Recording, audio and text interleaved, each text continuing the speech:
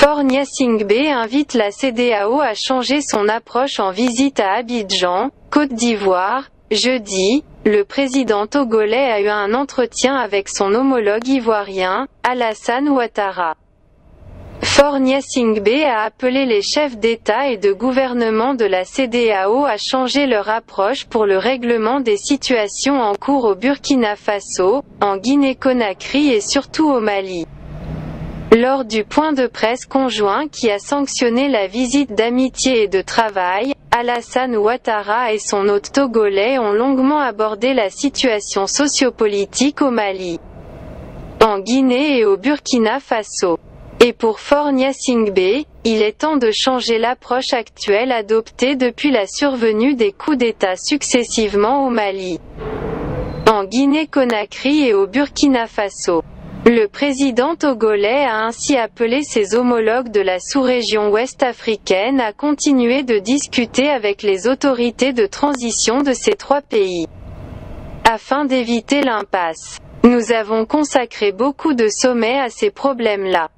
Je pense que nous devons tout faire pour éviter l'impasse d'un côté comme de l'autre et sortir peut-être des sentiers battus et réagir avec beaucoup plus d'audace, beaucoup plus de solidarité, a déclaré Faure Gnassingbé. Faure Gnassingbé préconise le dialogue. Le dirigeant togolais affirme que le problème est « difficile et complexe ».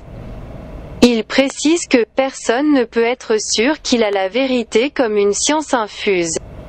Dès lors, il souhaite que des concertations continuent entre chefs d'État mais également avec les autorités de transition, puisque ce sont des situations transitoires qui devront passer et nous sommes obligés de travailler et de discuter avec ceux qui sont aux commandes en ce moment en ayant à l'esprit que ce qui est important, c'est la paix, c'est la sécurité, a-t-il ajouté. Faure Gnassingbé pense qu'il est important de trouver une solution aux problèmes qui opposent la CEDEAO et ses pays du Sahel.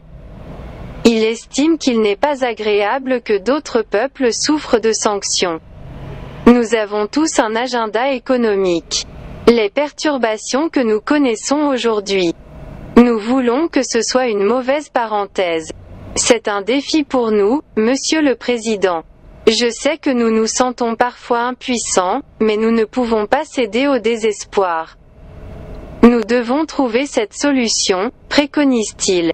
Le président togolais suggère de continuer les entretiens, les élargir, pour trouver une solution. Il fait remarquer que les parties septentrionales des pays comme le Ghana, le Togo, le Bénin et la Côte d'Ivoire sentent déjà la pression de la situation en cours.